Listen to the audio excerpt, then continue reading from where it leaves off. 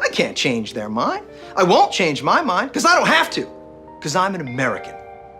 I won't change my mind on anything, regardless of the facts that are set out before me. I'm dug in, and I'll never change. Modern political discourse seems to almost always be adversarial, often outright vitriolic, occasionally funny, but seemingly almost never productive. To say that political disagreement causes conflict is so obvious as to represent a truism.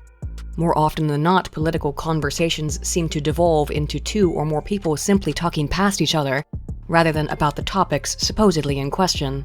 It also seems that the aftermath of a debate leaves viewers feeling only more entrenched in their pre-existing political beliefs rather than open to the views of their political opposition.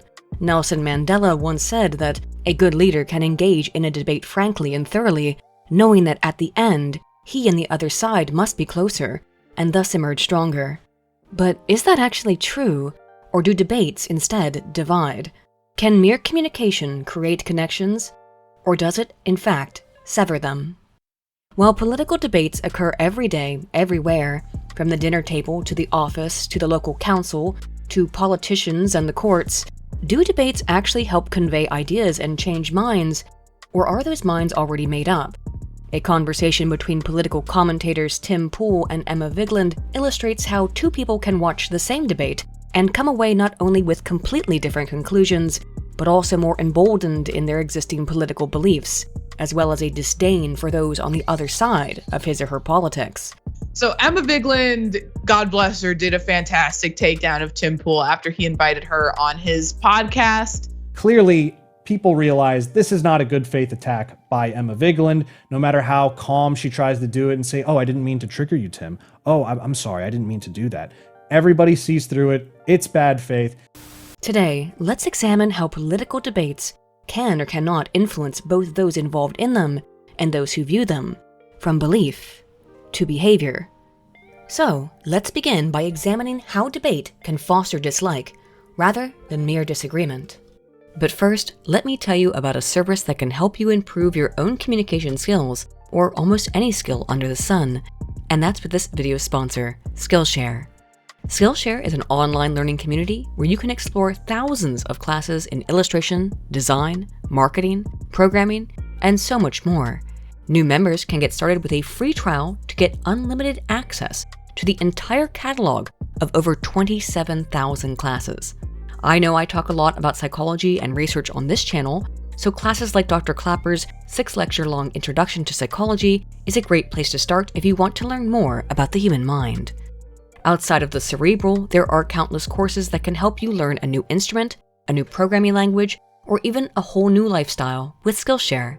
There's a reason more than 60,000 students are using Skillshare to learn a new skill or improve their existing ones. But don't take my word for it, and check out Skillshare for yourself by clicking the link down below or using the QR code on the screen to get a month of access to all that Skillshare has to offer, absolutely free. Thanks so much to Skillshare for sponsoring this video, and now that we have a new way to learn, let's learn some more about each other by examining how debate can foster dislike rather than mere disagreement.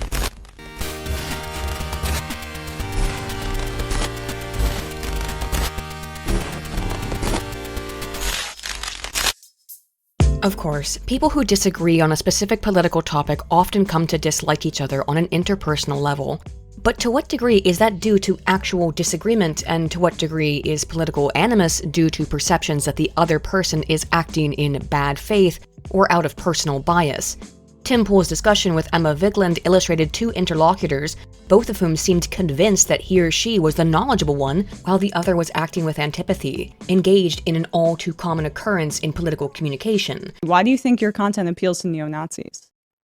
Are you kidding me right now? We're having a conversation about scientific research, data, my position on what I like about DeSantis, and then you go, your show's for neo-Nazis. It's like, okay, dude, are you stupid? Sam, No, I'm sorry. Right. I really didn't mean to trigger you. I'm sorry. No, I'm just curious where your standards are. Like, have you gone Look at after this. the host on the Young Turks for that clip one? harvesting, clip farming, is that what you're doing? I don't know what you mean. Okay, your demeanor changes before the show to all of a sudden now you're going, what do you mean? I'm so sorry I triggered you. Oh, geez. Well, I mean, get it. You guys are going to make clips. A few moments later.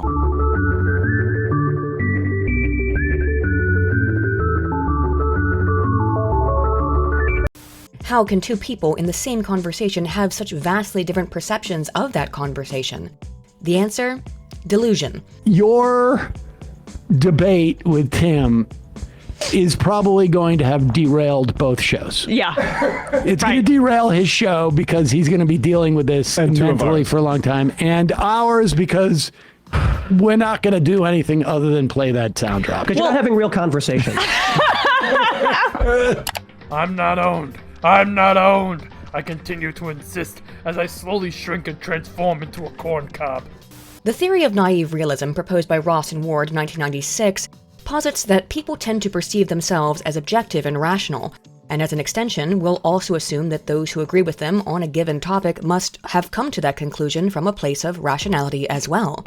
In contrast, when one is exposed to a person who disagrees with him or her on some subject, naive realism predicts that said person will be seen as being instead influenced by self-interest, emotions, partisanship, and ideological extremity. Thus, according to this naive realism theory, there will frequently be a perception that those who agree with us are rational, while those who disagree are irrational, biasing any conversation seemingly before it even begins between people who disagree. And bias is rife in political discourse. Are you telling me that you are so unbelievably arrogant that you can't admit that there's a teeny tiny possibility that you could be wrong about this? There might be a teeny tiny possibility. I can't believe you caved. Although it likely will come as no surprise to most people that both sides of the political aisle, left and right, tend to see the other as the truly biased ones, there are also a host of stereotypes that are associated with political partisanship that influences this perceived bias. Bubsy.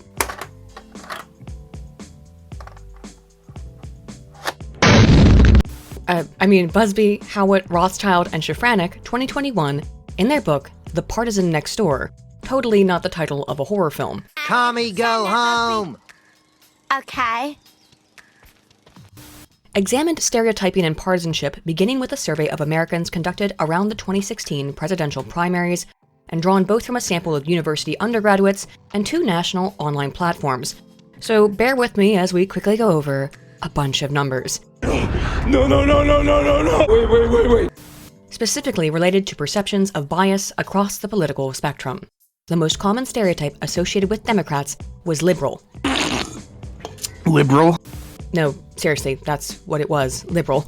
Reported by 19.6%, while for Republicans it was conservative, reported by 14%.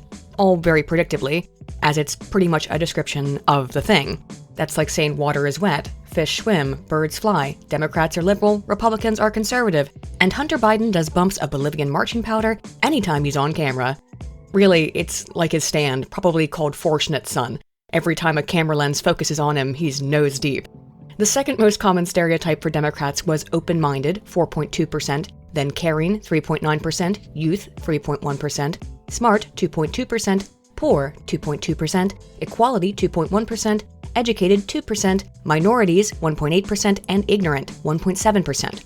For Republicans, the second most common stereotype was rich, 7.6%, then white, 5.2%, prejudiced, 3.9%, senior citizens, 3.7%, ignorant, 3.2%, self-interested, 3.2%, religious, 3.1%, closed-minded, 1.9%, and tradition,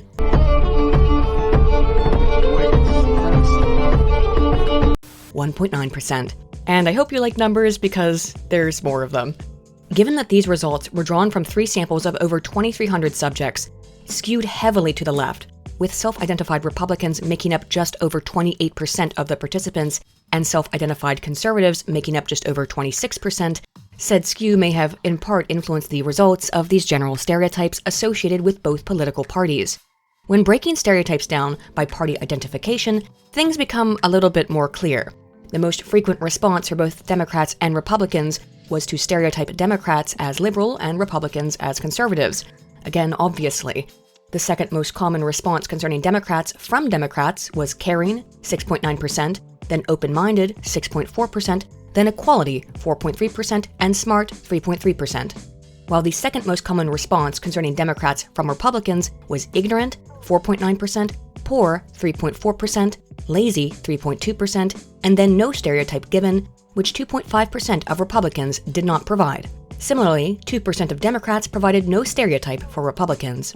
The most common stereotype of Republicans given by other Republicans was rich, 4.5%, then educated and honest, both 3%, while for Democrats, their second most common stereotype of Republicans was also rich, but at a much greater percentage, 10.6%, then prejudiced, 6.8%, white, 5.7%, and then ignorant, 4.3%. It seems both Republicans and Democrats had pretty positive things to say about themselves, and more negative things to say about the oppositional party. Big shocker. Even though they were often the same stereotype just applied to the other group, with, for example, Republicans reporting themselves as educated and smart to about the same degree that Democrats reported themselves as educated and smart, and conversely, with both groups being similar in percentage reports of the other group as being stupid. It appears everyone thinks that the other side is biased and their own side based. I know, social science breakthrough of the century there, but to better understand how in-group political preferences influence perceptions of bias in their opponents, we can look to a meta-analysis of partisan tendencies to favor information that supports their own political ideology over information that does not, drawing from 51 experimental studies and over 18,000 participants from Ditto et al. 2019. And I tried looking for a Pokemon meme to put in here, and all I found was weird stuff. They can also learn the moves Attract, Baby Doll Eyes, Captivate, Charm, and Tail Whip, along with not having fur to hide nipples, so it'd be incredibly easy for one to get you in the mood. Anyway, the data were illustrative that liberals and conservatives were equally guilty of such a tendency, with no significant differences across levels of bias, and that this was the case using various statistical methodologies and political topics. If both sides of the aisle tend to see information that is congenial to their own politics as unbiased, and information that is uncongenial as biased, it's no wonder that partisans struggle to communicate with one another, or even with non-partisans. As such, we should look at how perceptions of political bias, which we can see is endemic and relatively evenly split, influences debate and discussion. To understand the role that perceptions of bias play in interpersonal conflict, we can look to a series of studies from Kathleen Kennedy. Yeah, really. All women are queens. If she breathes, she's a thought! And Pronin, 2008, who began their initial study of these relationships by first querying Princeton University students on their positions regarding 11 different political issues, including affirmative action in higher education, the troop surge in Iraq, legalization of marijuana, etc. Afterwards, supposedly for a different experiment, subjects read a fictitious article that appeared in the Harvard Crimson student newspaper. The article featured an interview with the university's new president, a white woman, which covered a variety of benign topics such as her enjoyment of her time as president at Harvard, allowing the reader to get to know her better. The interview concluded with a question about affirmative action in colleges, to which the president described herself as a moderate. Of course, this was 2008. Not 2023, when the Supreme Court put an end to that debate, but I digress. After reading the article, respondents were asked about their perceptions of bias on the part of the president as influenced by a number of factors, including self-interest, political ideology, her personal experience as a white woman.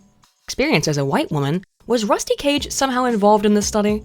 Additionally, her general biases towards the issue of affirmative action and to what degree these factors might play a role in the president's perspective were all measured. Finally, participants rated their personal disagreement with the president on this subject matter.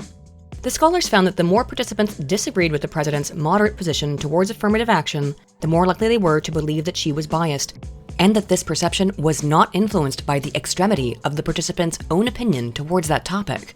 That is, even though the president always described her position as moderate in the article, respondents' perceptions of her bias was reliant on their own personal position. In order to better understand this phenomenon, a second version of the study was minorly altered to manipulate the opinion of the university president. In this additional experiment, there were 9 versions of the article, each of which described the president's views on affirmative action and ranged from completely against to completely in favor of the practice. Participants in the same position condition were given a version of the article that corresponded with their own, while those in the large disagreement condition were given a version that was vastly disparate from their own stance. Consistent with the findings of the first study, subjects in the large disagreement condition reported the president as being more biased than those in the same position condition.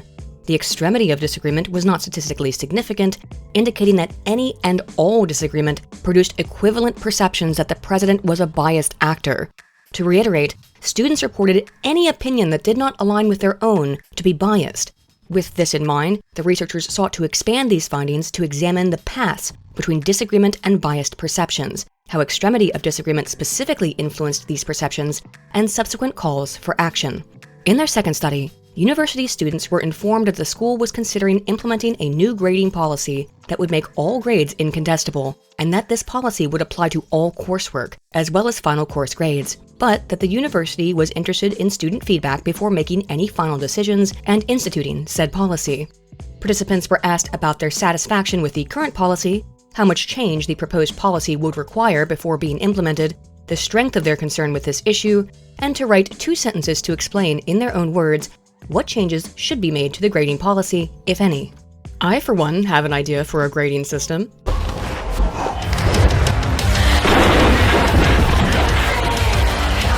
Next, subjects were given 2 questionnaires supposedly completed by other students, one moderately in favor of the existing grading policy, and one largely in favor of the new policy, and both equally passionate about the issue. These fictional students' open-ended responses either called for a complete change to the existing system or for some changes. We demand more asbestos! More asbestos! More asbestos! More asbestos! Given that the scholars anticipated, reasonably, that students would be staunchly opposed to an incontestable grading policy, these 2 fictive students represented a moderate and an extreme opposition to his or her own stances. Participants were asked how similar the other student's opinion was to his or her own, the extent to which the other student's response was due to personal bias, and if they believed that a competitive or cooperative approach would be effective at ameliorating disagreement on the subject matter. Cooperative approaches involved actions such as calm discussion and rationality, while competitive approaches involved actions such as offering bribes for silence, appealing to the majority, or using emotional appeals, including anger and sadness, to convince the other student to change their mind or at least stop expressing their opinion publicly. Additionally, participants were asked how interested he or she would be in engaging in various actions towards either the competitive or cooperative approach, such as having another student mediate a conversation between the two, or appealing to the school administration to dismiss the opinions of the other student because it was a minority stance. But you know what they say about snitches. You're a ruthless little Liam, I'll give you that. But I've got no time for grasses. As anticipated, respondents disagreed more with the student who had vastly dissimilar opinions and viewed that student as more biased than the student who only moderately disagreed regarding the grading policy. Specifically, the further away a participant scored on the Likert-type instrument from the alleged student, ranging from completely against to completely in favor of, the more biased that participant reported the other student to be, but only in the small disagreement condition. That is, all students who disagreed were seen as biased, but small differences in one's individual position and that of the alleged student did influence the degree of reported bias when and only when the disagreement was small to moderate. Everyone who held vastly dissimilar opinions were seen as biased by these participants, but those with somewhat dissimilar opinions were seen as more or less biased based exclusively on the distance from one's own personal perspective. In general, subjects were more in favor of cooperative approaches to the conflict, but were more likely to propose a competitive approach when the disagreement was significant. Regression analysis, which allows scholars to determine how much one variable predicts another will occur, revealed that perceptions of bias mediated the effects of disagreement on preference for cooperation or competition, meaning that whether one would choose to cooperate or compete with an ideological adversary is reliant upon the degree to which that adversary is seen as being biased. Specifically then, in this study, university students were more willing to engage in arguably immoral behavior, such as bribing or going behind the back of another student to the academic authorities in order to silence that student's opinion on an issue, using emotions and appeals to majority, when their fellow student's opinion was significantly different from his or her own, and they perceived the student as being more biased. Because we know that those with very disparate opinions are always seen as biased, willingness then to engage in these competitive behaviors to shut down the speech of an adversary is pretty much a foregone conclusion, not to mention par for the course. Deplatforming works, and it is important, and there you go. Such a person is always seen as biased, and as such, it's always more reasonable to utilize emotional appeals and immoral acts in order to prevent their opinions from being heard when there is a fear that such an opinion could influence policy. That's not accountability culture, it's cancel culture, and it's right here in the data. These perceptions, however, were based. Was this story based? Not this time. No. These perceptions were based merely on nominal level data, that is, categorical level data, the opinion of another student in isolation with no elaborations as to why that student held that opinion. Thus, a third study sought to examine how explanations may influence perceptions of bias in another person towards a given subject. Once again, in this case, being the proposed change to the university's grading policy. Participants were asked to what degree they agreed or disagreed with the proposal, and what factors may have influenced their opinion. Next, subjects read and responded to statements purportedly from 2 other students who were in favor of the change and were asked about their agreement with these statements. But in this instance, one response was structured as being objective, with the student arguing that teachers and assistants must have a valid, data-driven reason to propose such a policy, suggesting that there may be only a few repeat offenders who repeatedly seek grade changes and burden the system in doing so, citing a recent decision at Princeton to curb grade inflation to maintain the academic prestige of the university, and admitting that they approved of the change, even though they themselves may be deleteriously impacted by the new policy's implementation. In contrast, the bias statement reflected on how nice teaching assistants were, insisting that they would never grade unfairly.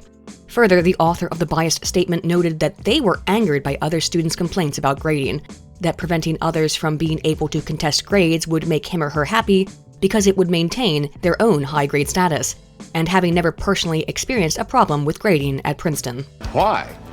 Because that's why. Perceived bias present in the other students as influenced by 8 different factors and intentions to engage in cooperative or competitive strategies in reaction to these statements were measured, and subjects' written responses were coded using inter-rater analysis to detect aggressiveness, bias, or objectivity, and potential for amicable resolution. As expected, the objective statement was seen as less biased than the purposefully biased one, as you would expect. And participants were less likely to report engaging in cooperation over competition to respond to the disagreement when they perceived that the other student was biased, and that perceived bias was mediated through the relationship between condition type, biased opinion, or objective opinion, and support for competitive reactions to the student. That is, when participants read a more emotional rationale for why their fellow students supported the grade change policy, and they believed that that report was biased, they were more likely to suggest using immoral or emotional behaviors to silence or change the mind of the other student. Interestingly, written responses to this scenario revealed the biases of the participants themselves, as those who believed that they were responding to another student who had an emotional rather than a rational reason for supporting the policy change were themselves more aggressive and emotional in their response, and reported that they did not believe the other student could be dealt with amicably. Thus, we see that when we strongly disagree with someone on an issue of policy, we will tend to see them as more biased, particularly when their arguments come from an emotional rather than an objective orientation. And when we see them as more biased, we may tend to ourselves behave in a more biased manner, relying on emotion rather than logic, and perhaps even outright refusing to engage with the other person at all, or even seeking punishment for them, so no one else can engage either. These researchers were interested if having precise information about another person's opinion would create different perceptions of bias compared to categorical information about that opinion then. Thus, a subsequent study, 3B, largely resembled its predecessor, but this time participants were only exposed to a single other supposed student to respond to, rather than 2 students. Subjects were given a packet that expressed positive attitudes towards changing the grading policy and were queried about their own opinion on the topic. The packet also included a supposed photocopy of another student's response, which was either biased, objective, or included no information besides the student's agreement with the grading proposal. Participants viewed the other student as more biased when they read no elaborative information about their opinion on the subject of policy change, but once again viewed all of their student peers as biased when the student's opinion was different from his or her own. These results were indicative that while we may still tend to see a party who disagrees with us on a given topic as more biased the more we disagree, having no information beyond a broad category produces the most amount of perceived bias. If we refuse to even interact with the arguments of others beyond very simplistic categorization, Republican, Democrat, liberal, conservative, then those others will always be seen as more biased than when their arguments are actually listened to, even if we still strongly disagree with their position. If you aren't listening to what the other person is saying, you can never know what they really think. Oh god, that's really just kind of the lyrics to that one Pocahontas song, isn't it?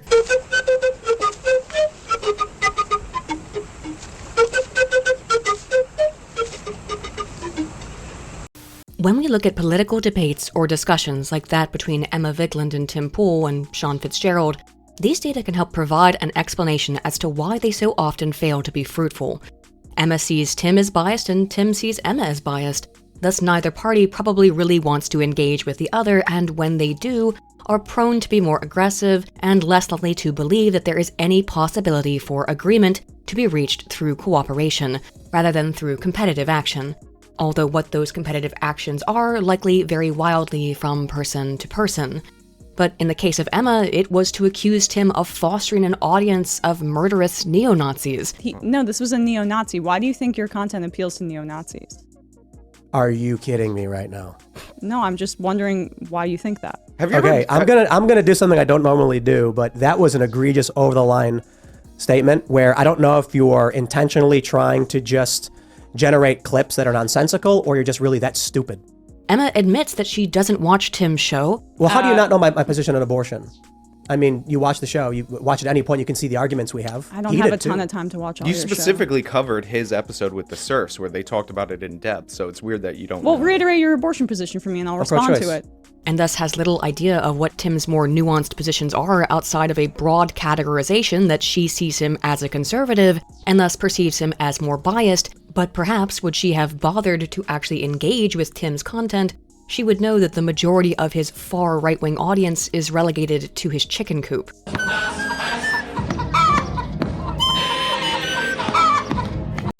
Thus, we should examine how arguments from unknown sources are seen as biased or unbiased based on the quality of the arguments themselves. Rather than having prior exposure to a source one has a pre-existing negative attitude towards, to see if this effect extends regardless of the contents of the opinions themselves, which we can do by looking to 9 studies from Wallace et al. 2021, who examined perceived source bias, message quality, and persuasion. In their first study, participants were first queried on their support for building more nuclear power plants and were asked to imagine that it was campaign season and a citizen, Greg, was advocating to include a plan to build more nuclear plants in the state on the ballot. I don't rightly know, sir. Make an assessment. Some subjects read a weak argument from Greg that nuclear power plants would be aesthetically pleasing and provide growth to the lab coat industry. I'm not joking, that really was the stimuli, and it's gonna get sillier. While others read a more robust argument that traditional sources of energy are bad for the environment and that nuclear power is relatively safe, and then reported on their perceptions of Greg as biased, trustworthy, an expert, likable, and intelligent, as well as their current position on the proposal of building new nuclear power plants. Consistently, Greg was seen as less trustworthy, smart, likable, and possessed of less expertise, but more biased when his arguments for the new plants were weak, mentioning only their aesthetics and his love of lab coats. Regression analysis continued to find significant effects of argument quality on perceived bias, expertise, and intelligence, but not on trustworthiness nor likability, indicating that while participants thought Greg was biased and stupid, they didn't necessarily think those qualities made him a bad guy. However, most, or at least many, political arguments aren't quite as flippant as Greg's call to build nuclear plants because he thinks they're pretty, and he has a weird thing for lab coats. Although there was no information given on his position on going to parties where people wee on each other, and thus studies 2 through 9 extended to new topics and conditions. The subsequent 8 experiments began with the same initial stimuli. Participants read about a fictional political campaign and were asked to imagine that it was really happening in their area. The following message is transmitted at the request of Dr. Ron Paul. It's happening. Background information on 2 candidates for county commissioner, Ben Patton and Jim Smith, was provided.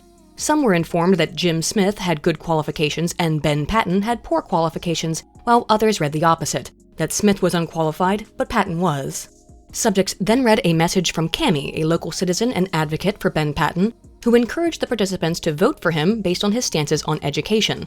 In the strong argument condition, Cami mentioned that Patton had championed funding for elementary and high schools across the country and fought for university funding in the state senate, while in the weak argument condition, Cami instead touted Patton's educational experience as him having attended university football games and donating pencils and pens to local school children. They haven't been on the computers. What? They've got pens. Respondents were then asked an open-ended question explaining why Cami supported Patton and to report on his or her own attitudes towards the candidate. Across the 8 studies that utilized this stimuli, Cami's degree of perceived bias was negatively related to her perceived trustworthiness, expertise, and intelligence, while the more biased Cami was seen as being, the more influence that bias had on participants' own attitudes towards Patton. As with the first study, when Cami provided a strong argument for Patton, she was seen as less biased, more trustworthy, smart, likable, and having had more expertise.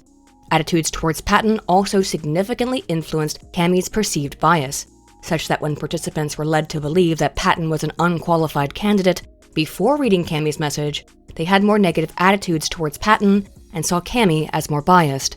Didn't stop him in World War II, though. Attitudes towards Patton were also related to perceived trustworthiness and intelligence, but not to perceived expertise, all illustrating evidence of naive realism. That is, again, we tend to think that those who disagree with us are more biased than those who agree. And as an extension, if we believe a person is supporting a politician we have good reason to believe is unqualified, we may tend to see that person as biased, less intelligent, and perhaps just acting in bad faith in their support. When asked to generate open-ended responses for Cami's position, respondents who read the strong argument from Cami attributed more positive qualities to Patton, while those who read the weak argument generated more reasons as possible motivations for Cami's position, and these motives were related positively to perceived bias and negatively to perceived expertise and intelligence.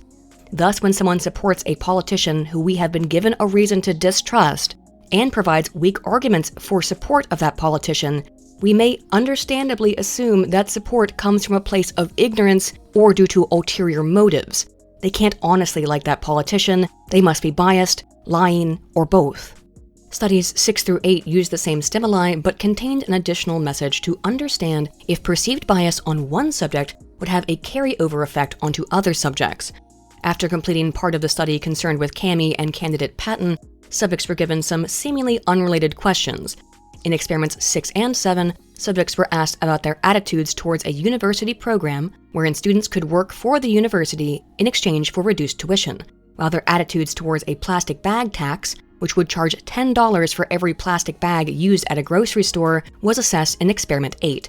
Next, subjects read that Cami, along with her political party, were also supporting a ballot initiative in favor of the university service program or the plastic bag tax. Now, I can understand charging 15 cents for a plastic bag at the shop, but $10? I think you might get just a little bit more of an aggressive reaction to that proposal. Respondents read either a weak or a strong argument from Cami in favor of these two proposals. In the weak message condition for the service tuition program, Cami argued that fewer students would want to voluntarily work while attending school, and thus the program would somehow reduce the student body size, and would reduce load on university resources. Although she didn't explain how, and honestly, it sounds a little bit nefarious. I exclusively recruit psychopaths because they practice what I call moral relativism, and I practice what some would call an organ harvesting operation. She also argued that work would reduce student leisure time and thereby maximize student proficiency while also freeing up more school resources by reducing time spent in the library and reducing the need for campus police to crack down on partying. Yeah, Cami was essentially making an Arbeit macht frei argument. Join her next week for a seminar on using positive thinking to combat student ADHD titled Triumph of the Will. There's a reason why this was the weak argument, though there were some people in 1940s Germany who might think it quite strong. Speaking of, in the strong message condition, Cami argued that the program would make education more affordable, reduce strain on the faculty that they could then devote to students, and free up finances for the institution to subsequently improve the quality of all services, as well as provide an opportunity for students to network outside of their typical friend group. Because how else will a local Adderall dealer find his clientele? We don't want to go back to the dark days when the Xanax junkies would hunt the mentally infirm through the back alleys, using weighted blankets as nets. What kind of an idiot would lose a fresh pack of smokes, a lighter, a big piece of pepperoni? Right on. What the fuck? Oh, also, Cami explained that the work program would allow students to obtain real-world job experience. In the weak message condition for the plastic bag tax, Cami argued that plastic bags were so numerous that people had begun making ugly jewelry from them, and that this program would reduce the amount of ugly jewelry. That plastic bags look like ghosts and could scare children and pets. That the bags are tacky, akin to plastic lawn flamingos. Bring it on. And that because small entrepreneurs are unable to produce plastic bags at an industrial scale, the tax would promote self-expression by using custom handmade bags. That thing about jewelry made from plastic bags is so specific that I can't help but think the scholars must have personally known someone who makes art from plastic bags. Wait, where does the lead author work at? Oh, the Ohio State University, never mind, mystery solved. She 100% knows some art hoer, whatever the adult equivalent of an art hoe is, a craft strumpet, a lady of the knit. Oh, I know, a seamstress who lives in Columbus and makes jewelry out of plastic bags. In contrast, in the strong message condition, Cami argued that the average use of a plastic bag was just 12 minutes, and despite recycling initiatives, 95% are still thrown away, that tens of thousands of animals are harmed by these bags each year, that the oil used to make 14 plastic bags could instead be used to fuel the average car for about a mile, that the bags take hundreds of years to degrade and never do fully, and that they clog drains, creating problems for the infrastructure. After reading these arguments, perceptions of Cami's bias and attitudes towards the program were measured. Cami was seen as more biased when she provided participants with weak arguments, but was seen as the most biased when participants had previously seen her as biased on the issue of her support for the politician. There was no significant effect of perceived bias in the first part of the experiment, and perceived message quality in the second part of the experiment, meaning participants recognized when Cami's arguments were strong, but that recognition didn't extend to beliefs about her biases. As such, if someone is seen as biased in a political scenario, when that person then makes a weak argument on a totally unrelated subject, any additional displays of intellectual deficiency will only produce increased perceptions of bias from that person. In other words, if someone seems biased in politics and then has a dumb opinion on a non-political topic, that dumb opinion reinforces beliefs that the person is politically biased. In their 9th and final study, Cami provided a list of bullet points rather than an essay to explain her arguments as to why the university should include a mandatory program in which students would need to work as cafeteria or janitorial staff in order to maintain current tuition fees. But this study contained 3 versions of Cami's opinions: strong arguments, weak arguments, and mixed. After reading the message, participants were asked to report up to 6 thoughts they had while reading the points. The scholars found that pre-existing opinions significantly predicted opinions after reading the bullet points, but perceived bias did not. More negative thoughts were reported in response to the mixed messages from Cami, but not in response to her weak arguments nor strong arguments. The authors speculated that when participants already believed Cami to be biased, they did not expect her to make good arguments, and thus were not surprised or angered, but were perhaps a little frustrated when she gave some good arguments combined with the terrible ones, and pleasantly surprised when she provided strong arguments, what's known as a positive expectancy violation. As such, perhaps the only thing worse than being seen as biased is being seen as biased and inconsistent, as while we may disagree with weak arguments, at least they might seem to come from a place of conviction, even dumb conviction, perhaps pitying the fool, while mixed messages give the impression that the person doesn't truly believe in anything, or has no idea what he or she believes at all. Wow. You sound like you really do need some help. Look, I can help you out, but you can't do anything stupid. I mean, you can't help bad people. Likely much of the problem with the perceptions of someone like Vigeland is precisely because she, in fact, has no idea what Tim Pool's opinions are because, by her own admission, she doesn't watch his videos and streams, and thus was forced to rely upon stereotypes about what she merely anticipated his positions to be. You've never seen this book? I've heard about it. Have you ever looked inside of it?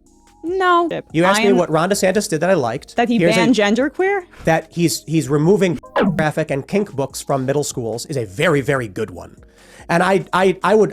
Well, for me, my politics are a little broader than that, Tim, I gotta say. Okay, but that's worse. I mean, you do get how that's worse, right?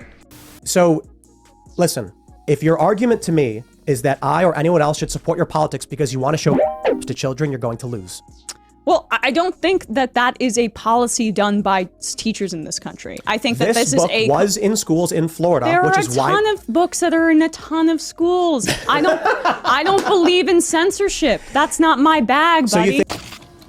By the way, because I was interested in the veracity of this statement, I went through several hours, and I do mean several hours, of different videos from the Majority Report to see if I could find contradictory evidence of Emma being in favor of censorship or deplatforming. But the problem that I quickly ran into is that, while there are some examples, none of them actually come from Emma's own lips.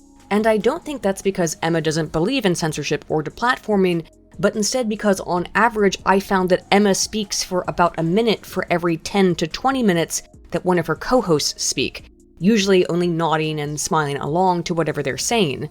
Wow, Emma, what a strong feminist icon you are. Thus, yes, perhaps it's not Emma's bag to be in favor of censorship, but her boss is certainly annoyed that they are so often accused of being so. It's not my responsibility to fact check me. People are idiots if they believe in what I say.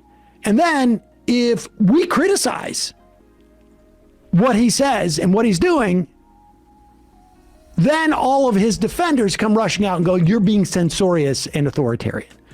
This is far from unusual, as pretty much any political discussion, particularly online, degrades into two interlocutors inventing straw men of their opponents based on social categories to which they may fall into, such as Democrat, Republican, Independent, Liberal, Conservative, Moderate, etc., rather than on their specific stated opinions on a political subject. To understand how stereotyping based on political labeling versus knowing the precise opinions of another person on a particular political issue influences perceptions, we can look to a series of studies from Crawford et al., 2011, who began their research by simply examining what type of information would people rather be privy to when it comes to a political figure. Something easily stereotyped, or something specific to policy. I'm talking about one specific, well, I think it's like Again, you're talking about one specific example. I'm talking about broader, you can't ask me for like... I talk about politics, Tim. I don't talk about anecdotes. Well, he's talking about policy, that they would not You asked me what gender policy was. I'm talking about to the school parents. district policy. I cover national You asked politics. me to. Yeah, all right. You can't ask me a question, then when I explain where the policy came from, be like, no, that makes no sense. No, because you go into individual anecdotes. I'm telling you why the policy was written. In their first study, participants drawn largely from a random sampling of people in Penn Station were asked what type of information they would most want to know before making judgments about a politician. How about the early life section from Wikipedia? Well, let's see what those Jews were up to. Subjects could choose from learning about this hypothetical politician's political party membership, their attendance at the Democrat National Convention, or their position on a number of issues, including stem cell research, attacking Iran, same-sex adoption, and executing the mentally handicapped. For every item except DNC attendance, participants reported being more interested in knowing the politician's position on the issues rather than which party they belong to, indicating that people at least tend to say that they would rather know a politician's stance on policy rather than merely which letter follows their name. But is that actually how this works in practice? In a second study, university students read a biographical vignette written by Politician A. Politician A was either labeled as a Democrat or a Republican, a conservative or a liberal. Flip my right turn signal while turning left. Take that, fucking liberal. And described their positions as being opposed to or in favor of both the war in Iraq and abortion rights. This study was designed such that the politician could have been described as a conservative Democrat in favor of the war in Iraq, or a liberal Republican in favor of abortion. Interesting choice of policy issues. Who made this comparison between spawn killing versus corner camping? Ball? Afterwards, participants were asked how liberal or conservative they believed Politician A was, and to predict their stance on 8 different issues: parental notification laws regarding abortion, stem cell research, military spending, military action against nations that threaten the United States, same-sex marriage, welfare assistance, humanitarian aid, and global warming initiatives. When the politician was described by their party rather than as a liberal or a conservative, Republican positions were seen as significantly more conservative on the issue of stem cell research, welfare, same-sex adoption, global warming, and humanitarian aid.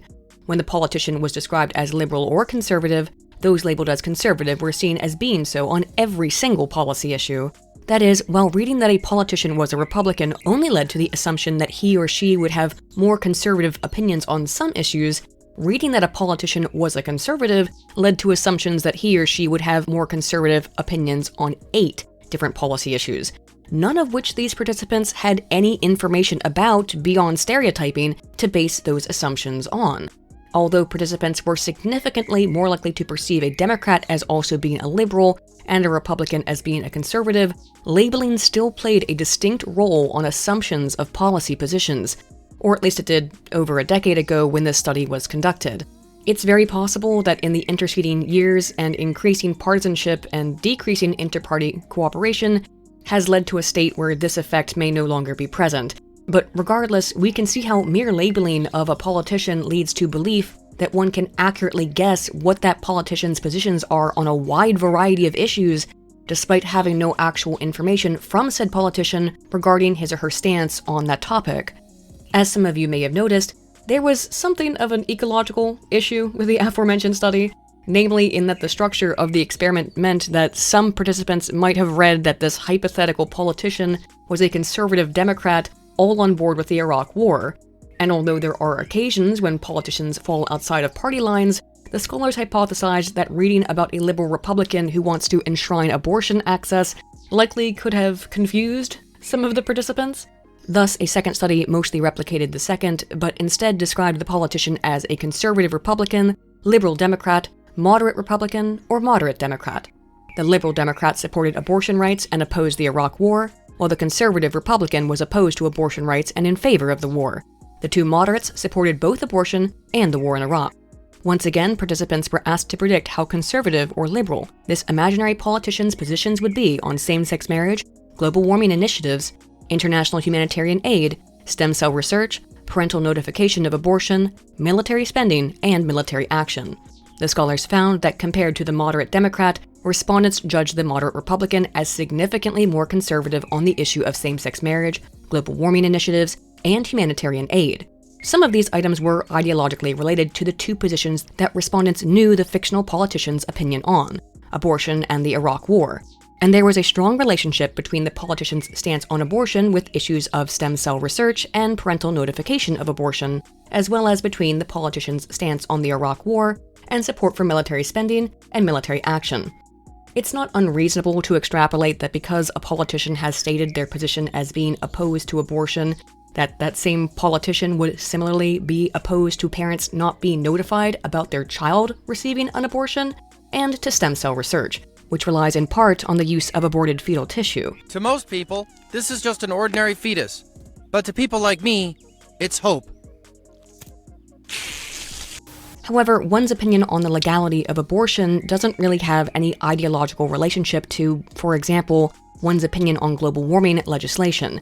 Yet moderate Republicans were still anticipated as having the most conservative opinions towards such legislation, even more conservative, albeit insignificantly, compared to the politician labeled as a conservative Republican. Thus, we can see how little more than a political label can lead to extrapolation of an individual's policy positions based on stereotypes and not on knowledge of those positions. Naïve realism once again predicts that we will tend to believe our opponents are irrational and ignorant, while we ourselves are in turn rational and logical, but also perhaps that our opponents, being less rational, are also more emotional. When it comes to political debates, and which was certainly present in the discourse between Emma and Tim, is that there is a perception that it's always the other side bringing emotions into the debate, rather than facts, and that these emotions are grounds to dismiss any argumentation. I'm sorry, I really didn't mean to trigger you, I'm sorry. To better understand how perceptions of emotionality can influence attitude openness when engaging with others who hold opposing views, we can look to research from Teeny and Petty 2022. The scholars first conducted a pilot study in a sample of U.S. voters 2 days prior to the 2018 gubernatorial elections in Ohio and in Georgia. Participants were surveyed on their affective cognitive attitude biases, which assessed the preference for thoughts and reason, or for feelings and emotions in voters, for the oppositional candidate. These adversarial voters perceived openness to different attitudes, and how often he or she had personally interacted with others who disagreed with their choice in candidate. Subjects reported voters who favored the opposing candidate to their own preference to be more affectively, rather than cognitively influenced in their attitudes, and that this relationship was mediated through perceptions of attitudinal openness. That is, the more one believed that voters for the other candidate were open to new ideas, the less likely they were to think that those voters were influenced by emotions rather than cognitions, to the point of rendering the direct effect non-significant.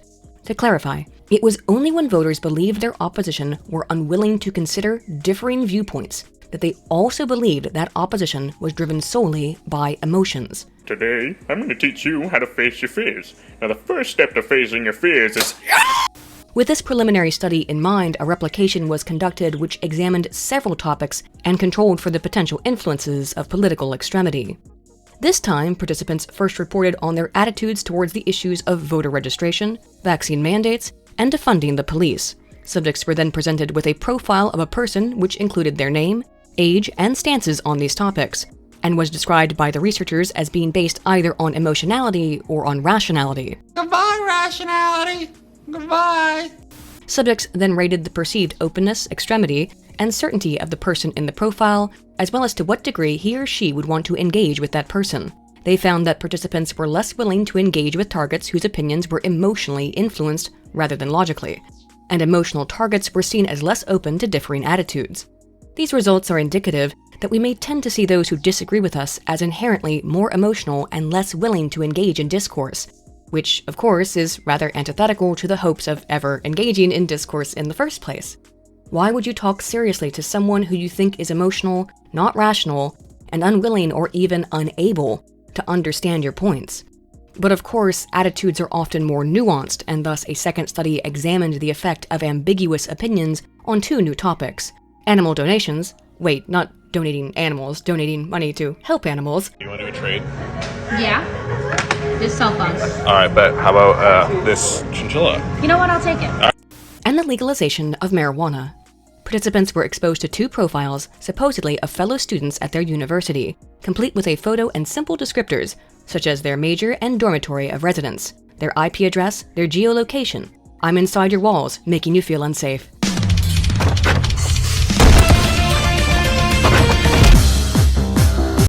Accompanied by a brief statement about the alleged student's opinion on the two topics: positive on the subject of animal donations and ambiguous on the subject of legalization of marijuana.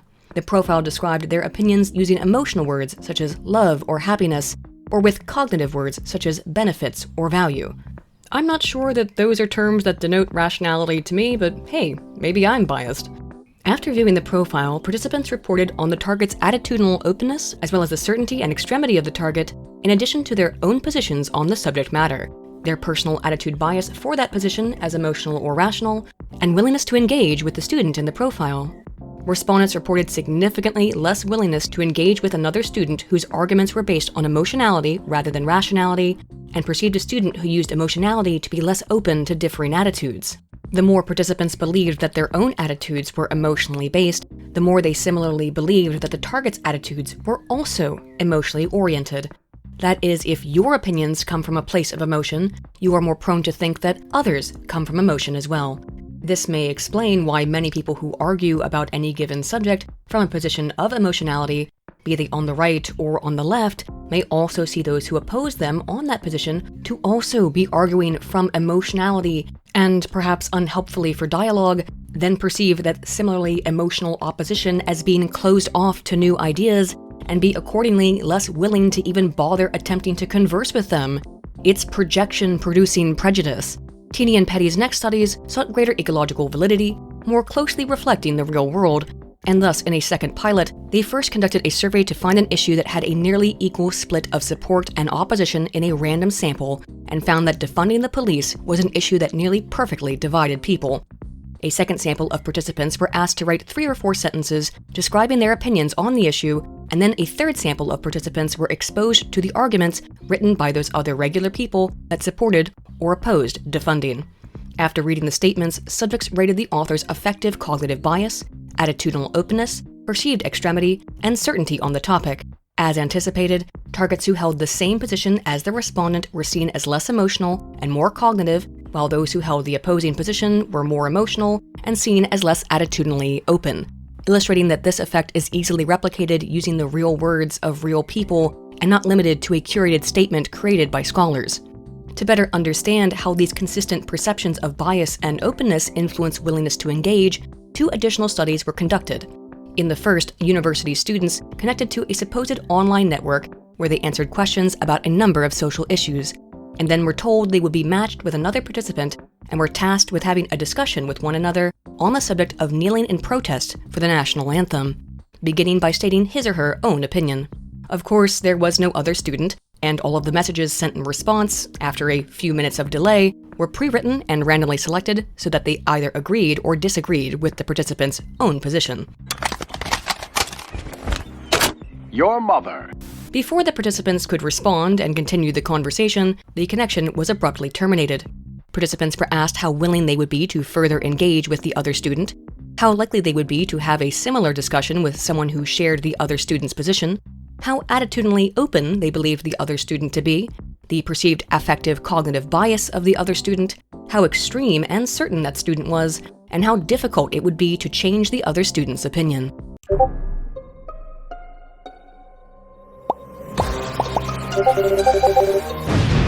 In line with prior findings, people were less willing to engage further with a student who held differing beliefs and reported those with differing beliefs as being influenced by emotions, not by facts, as well as being less open to differing attitudes. Participants' own positions, being for or against defunding the police, had no influence on this effect. It was universal. Further modeling revealed that willingness to engage with the other student only existed indirectly as mediated through perception of affective bias and attitudinal openness, indicating that it is only when people believe that their opposition comes from a place of emotions and is obstinate to new opinions that they tend to be unwilling to engage in further discourse with them, at least in an online communication context, which fairly well describes the typical political conversation on Twitter. Everyone thinks those who disagree is a closed-off, emotional, irrational actor. Why bother talking to such a person?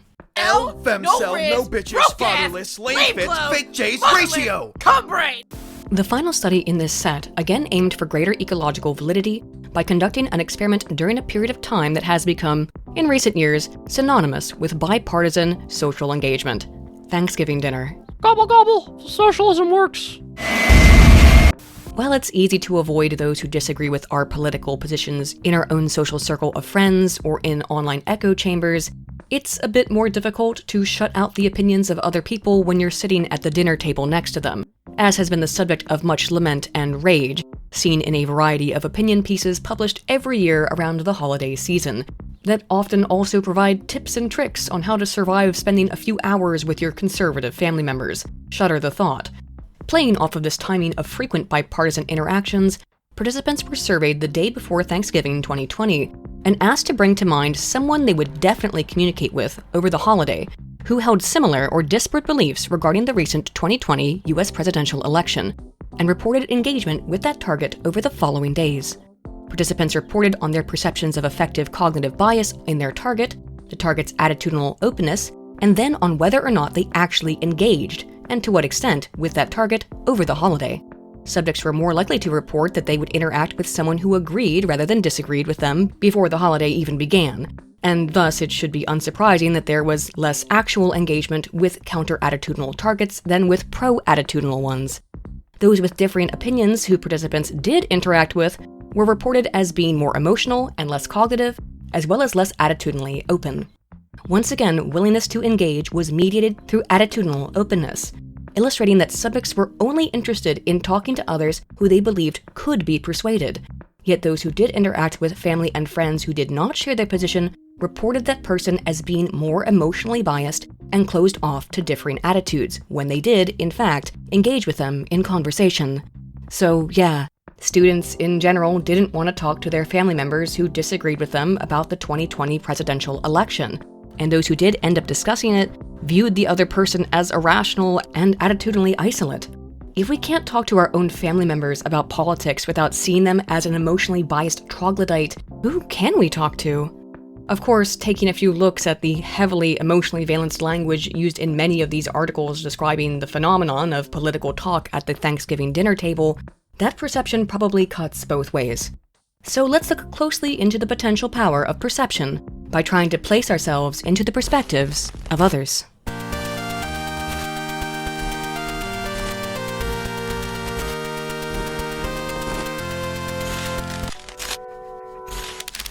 Does seeing the other side of politics actually allow people to come and reach consensus? Is there even any point in trying to engage in discourse in good faith if nothing ever comes from it?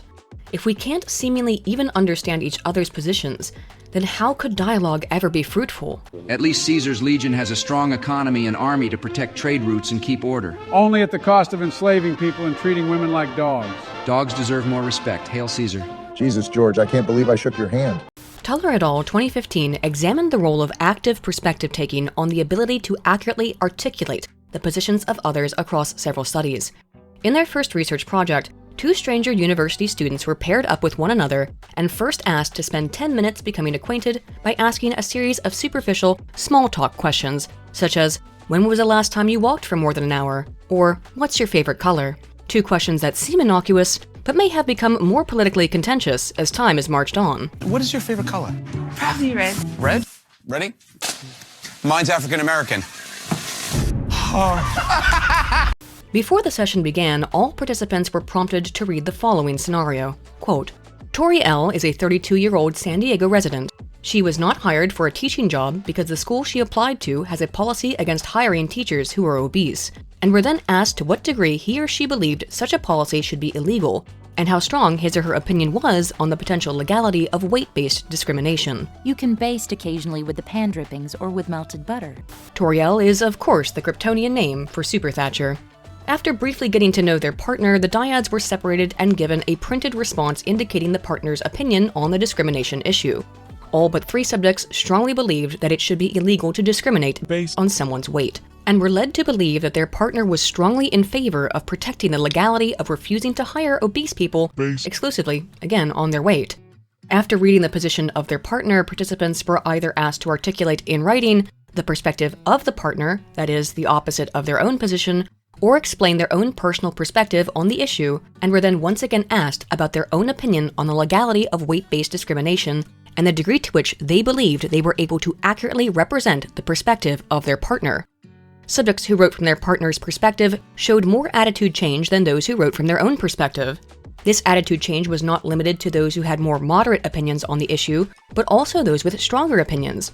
Interestingly, both participants who were tasked with taking the perspective of their partner and those who were tasked with explaining their own perspective were equally likely to state that they believed they had done a good job at taking their partner's perspective, even though half of the sample had not been asked to do so, perhaps indicating that people are not aware that they have actively been trying to see things from someone else's point of view. There was also a slight shift towards less ideological extremity when asked to think about their own opinions, but it was negligible compared to when taking the perspective of another. This first study illustrated, however, that at least as it concerned a topic that many have probably not thought a lot about, simply taking the perspective of another person with whom one has briefly interacted softens opinions towards that subject matter.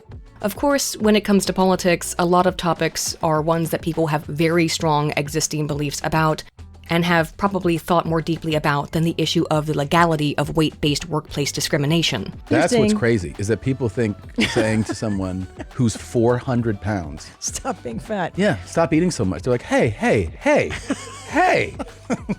Thus, in the second study, this set of participants were again asked about the degree to which they believed an issue should be legal, and the strength of that belief before meeting with a partner who they engaged in small talk with, later being informed that partner held the opposite opinion.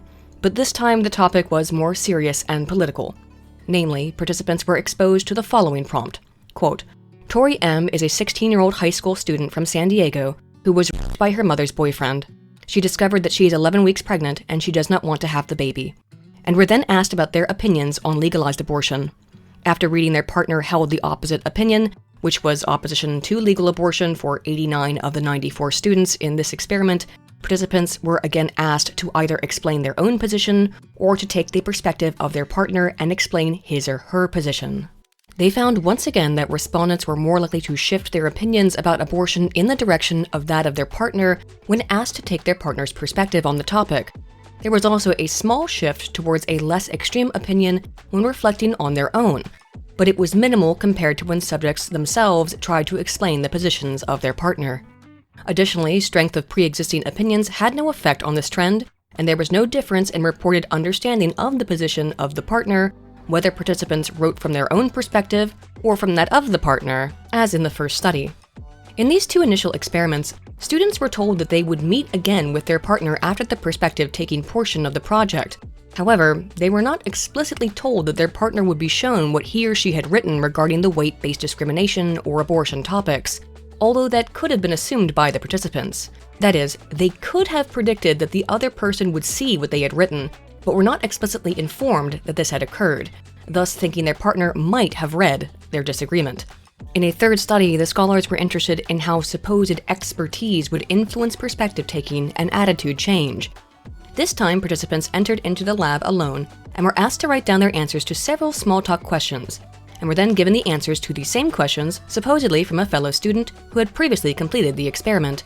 After getting to know this anonymous other student, subjects then read that he or she held a significantly different opinion on abortion, and some participants were asked to explain that perspective or their own. But in this study, some of those asked to take the perspective of the other student first read information about the importance of perspective-taking as a life skill, stating, quote, "Perspective-taking is the ability to inhabit another person's mind, to make predictions about that person's thoughts, motivations, and feelings, and to come up with a realistic representation of his or her internal world. This is an important element of successful social interaction. Perspective-taking is a skill, and some people are better at it than others. A great deal of past research has found that people who are better at perspective-taking tend to become more successful in life," end quote. In other words, some participants were heavily encouraged to engage in perspective-taking via indirect promotion of the practice. After completing the perspective-taking or self-perspective task, opinions on abortion were again assessed. Unlike the first two studies, perspective-taking had no effect on changing the positions of participants on the topic of abortion. Although plenty of face-to-face discussions and debates do not produce changes in behavior, and more often than not still end up with both parties becoming entrenched in their existing positions, anonymity only seemingly prevents any such attitude change from occurring, hence why internet discourse is so seemingly futile.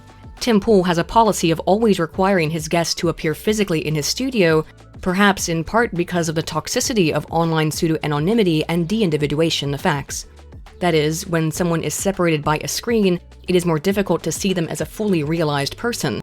We are more likely to even have the capacity of taking the perspective of others who we disagree with when they're in the same room, rather than divided by the internet. Of course, being physically present makes it more difficult for someone like Emma Vigeland to repeat the duplicitous actions of her co-host Sam Cedar. Why do mass shooters There's a talk qualitative about difference. Sam Cedar being so inspirational to them? Why did Gavin Why Long... is Let me speak! Why is Emma Vigeland inspiring mass shooters? Why did Gavin Long... Why are you Talk about the allegation! okay with porn being shown to children? Look, if you want to play a game of nonsense statements for political brownie points, feel free to do so. But I'll say it again. Tim, I didn't mean to upset you. This is exactly why Sam is not welcome on my show. But it's not something that I just one day was like, you know what? No, it's because I had serious conversations with networks and other high-profile individuals, and I love... Can you name the high-profile individuals? That's their business. But I absolutely love how the response is, they're scared of Sam. It's like, no, they despise him. He's a bad faith actor who does exactly what you just did. Who once injected himself into a debate that was planned to occur between Stephen Crowder and Ethan Klein of H3H3, only for Ethan to disconnect before the debate could even begin, and instead bring in Sam in his place. Stephen, do you know that the Spartans are like practice man love with children? Oh, geez. Okay, so this is what's going to happen. What did I tell you? He was going to do anything he could to avoid... Oh, there he is! Oh no, Sam Cedar! What a f***ing nightmare! Thank you, Stephen. I had no idea this was going to happen. I thought Ethan was a stand-up guy. Although it may be less possible for Emma to pull a stunt like that when physically in Tim's studio, when an interlocutor is completely unwilling to take the perspective of the other, then distance makes little difference. But in the case of political debates, many of the parties, even if they are meeting face-to-face, are not complete strangers. Many politicians are deeply familiar with one another, some in the biblical sense, and may also be privy to future disagreements, such as was the case in the first two experiments, and thus a fourth study sought to understand the role of anonymity on perspective-taking and attitude change when the other party is exposed to the opinions of participants. This study followed the same procedure as the third experiment, but participants were told that their responses to the perspective-taking or self-perspective reaction task would be sent to the anonymous partner to be reviewed for accuracy, and that he or she would receive an email response from their partner. Much as with the third study, however, knowing that the partner would see and review what they had written and respond to it, there was no change in attitude towards abortion between those participants asked to take the perspective of others or report on their own perspective on the topic. Once again, then, it seems anonymity is significant in eliminating the capacity for perspective-taking to influence personal attitudes on a political subject. However, whether anonymous or face-to-face, if one has not engaged in perspective-taking for whatever reason, it is unlikely one will soften their existing political opinions by trying to understand why others might hold that opinion. Why are these effects of perceived bias, closed-mindedness, and even bad faith behavior and deceptiveness so pervasive across contexts, topics, and the political spectrum? It could be because partisanship has reached a degree to which we fundamentally do not see each other as fully human, and thus anticipate our political opponents to be driven by base animalistic emotions and behaviors, which was studied in an analysis of dehumanization and differential attributions of human nature from Crawford, Mordry, and Model, 2013. U.S. residents were asked to rate liberals and conservatives, as broad groups of people, on 4 traits of warmness and 4 traits of competence, as well as 10 different human uniqueness and human nature traits. Human nature traits are those that are essential and fundamental to humans, such as being friendly or impatient, while human uniqueness traits are those that are observed only in humans and which separate us from other animals, such as being polite, shallow, or returning a cart. You must return the shopping cart because it is the right thing to do, because it is correct. A person who is unable to do this is no better than an animal. Participants' personal political ideology, party affiliation, and antipathy towards liberals or conservatives using feeling thermometers were also assessed. The scholars identified strong in-group favoritism, with liberals feeling more positive towards other liberals, and conservatives towards conservatives. Similarly, liberals associated more positive human nature traits and human uniqueness traits with their fellow liberals, while associating more negative traits of both types to conservatives.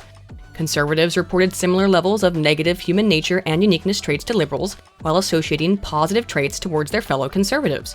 Across the entire sample, liberals rated higher on human nature traits, while conservatives rated higher on human uniqueness traits, indicating that liberal stereotypes tend to be reflected by human nature traits, while conservative stereotypes tend to be reflected by human uniqueness traits. And interestingly, this was the case across the political spectrum. However, liberals were more likely to associate negative human uniqueness traits with conservatives, while conservatives were more likely to associate negative human nature traits with liberals.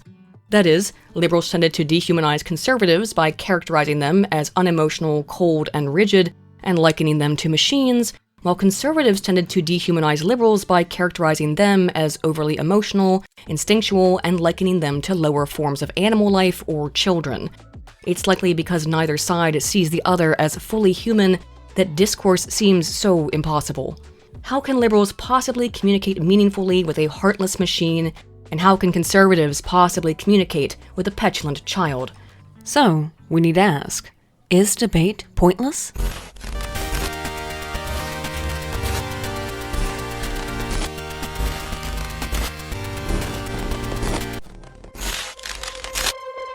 Is it perhaps best to just not talk about politics at all? Or at least not talk politics with partisans? I'm sure many of us would like to believe that we can talk through our differences. But is that really the case in practice? Oh wait, you serious? Let me laugh even harder. Does talking to others sincerely and putting ourselves in their shoes open us up to greater understanding? To begin examining these questions, we can look to a study from Catapano, Tormala, and Rucker 2019, who examined self-persuasion, perspective-taking, and openness to new ideas across 2 experiments. In their first test, Reddit user participants, yeah, I know, get ready for it,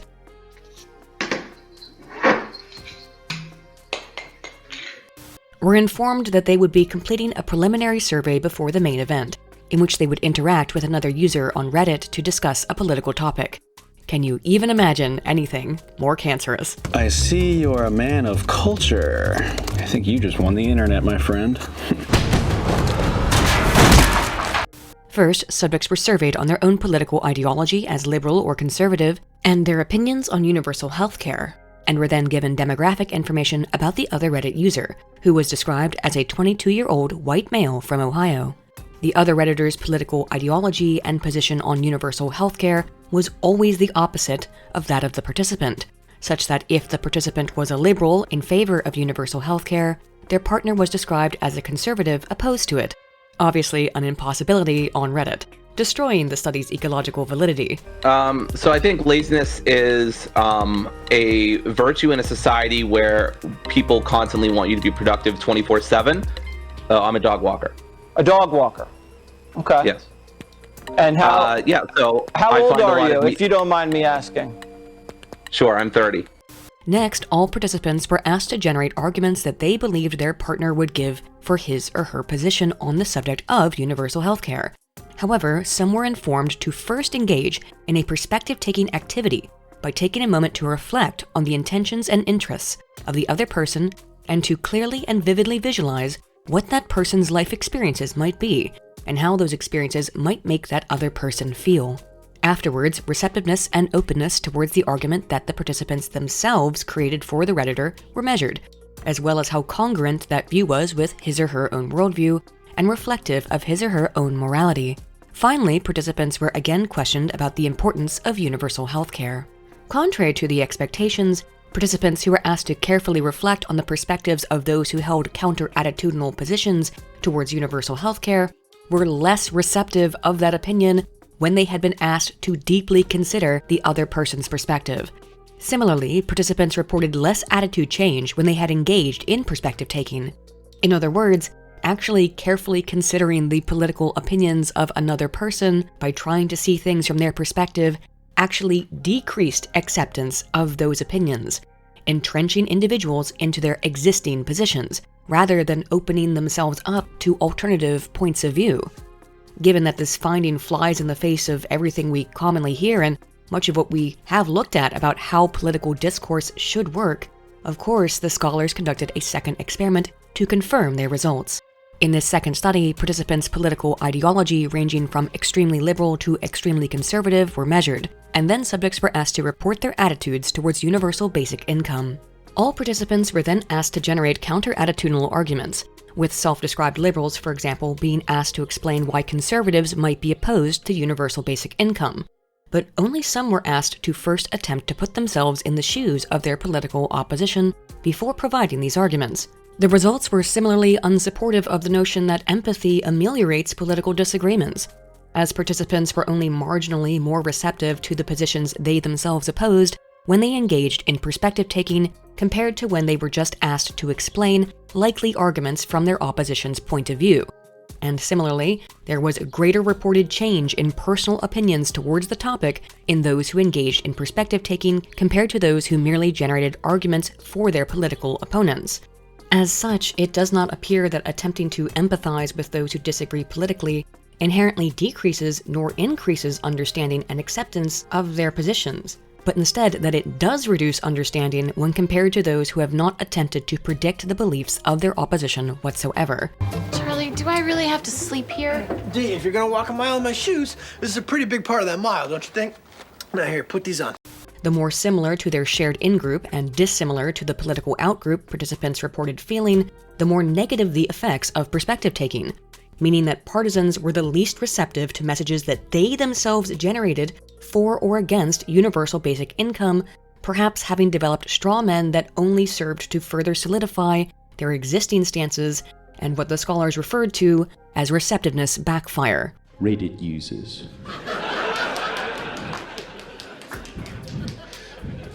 Body odor that would cause the Sphinx to pass out. Itching to say, this is an extremely shitty take.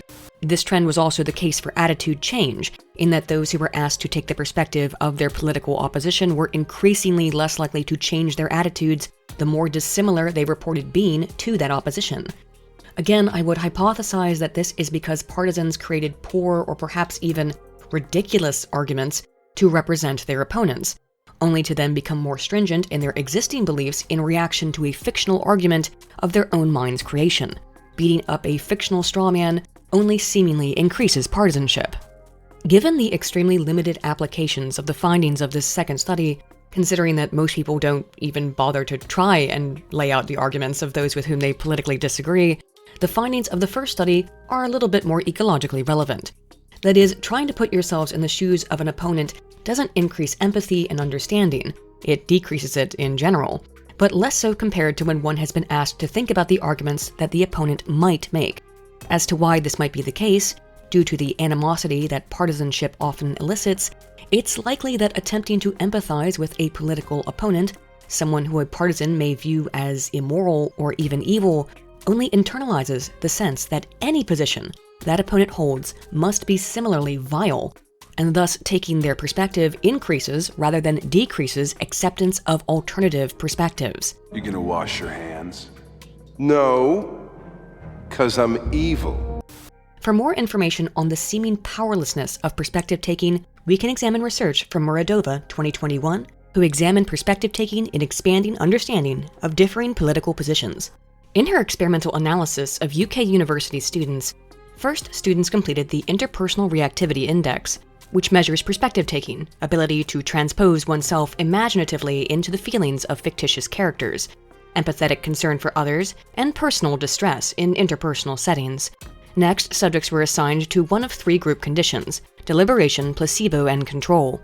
In the deliberation condition, small groups of 8 to 12 students met to discuss the pros and cons of legalizing assisted dying in the UK. Not today, old friend. But don't worry, holidays are just around the corner.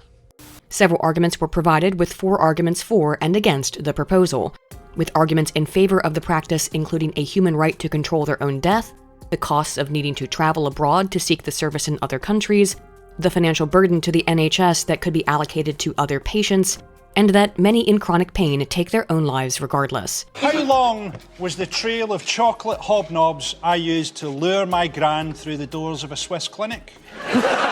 With the arguments opposed to the practice including the devaluation of human life, the potential for a slippery slope leading to people giving up on life before all opportunities had been exhausted, the ethical violation of the Hippocratic Oath, and the general morality of such a practice.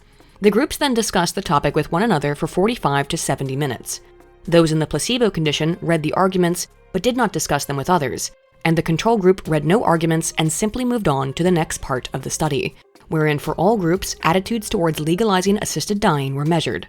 Those who merely read the arguments for and against the proposal were significantly less in favor of the practice than those in the control group.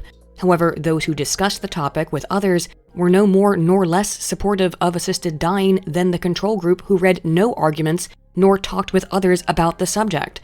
This was the case despite the fact that those in the deliberation group reported higher levels of reflective judgment, indicating that they had reassessed their biases and deeply thought about the arguments as well as their own position regarding that subject matter. Perspective-taking predicted making reflective judgments, meaning those who engaged in more perspective-taking were more reflective. However, neither perspective-taking nor reflective judgments, which were more prominent in the deliberation group, had any effect on changes in opinion towards the topic compared to those who read no arguments whatsoever and did not engage in discussion. At worst then, it seems that trying to put oneself in the shoes of someone who disagrees on a political topic reduces willingness to accept differing opinions, and at best, when talking about those opinions with others in a group discussion, perspective-taking has absolutely no effect on opinion change at all. Perhaps one of the reasons why political discussions seem so fruitless is because they create negative emotions in those who engage in them, and only further entrench existing opinions as a result of those uncomfortable feelings. Minson and Dorison 2022 asked a sample of online participants to report on their levels of anger, frustration, threat, and anxiety when faced with even the prospect of being forced to engage with opposing viewpoints in the context of a proposed debate.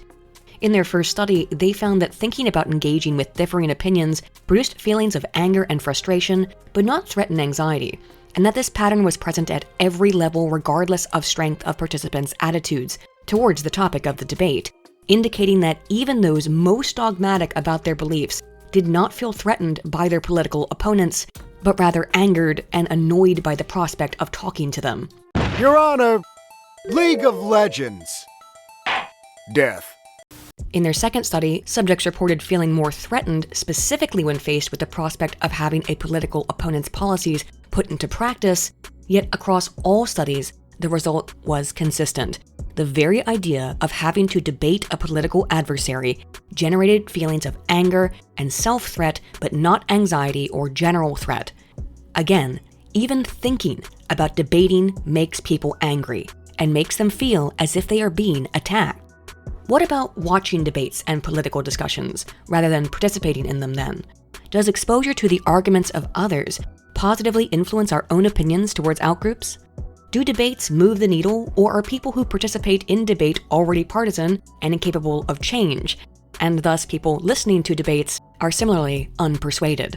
Debate viewing and partisan voting behavior were assessed by Holbert, Lamar, and Landerville 2009 using general election panel data collected during the 2004 presidential election. Participants were surveyed on their perception of election legitimacy, strength of their political party identification, debate viewing behavior, vote choice, and various demographic variables. Regression analysis revealed that watching debates enhanced partisan support for the in-group politician, however, only in Democrats, but also enhanced partisan voting behavior across the board. Stronger identification as a Democrat led to a greater likelihood of watching debates, and watching debates produced a greater likelihood of voting for someone other than George Bush, typically his then-opponent, John Kerry. Given that Kerry, of course, lost to Bush, it should not be surprising then that voting for Kerry was related to a belief that one's vote had not been tallied accurately. But I would surmise a similar effect exists in either partisan group in every election where their party loses, just as it did in 2000 and 2004 and 2016 for the Democrats, and in 2020 for Republicans.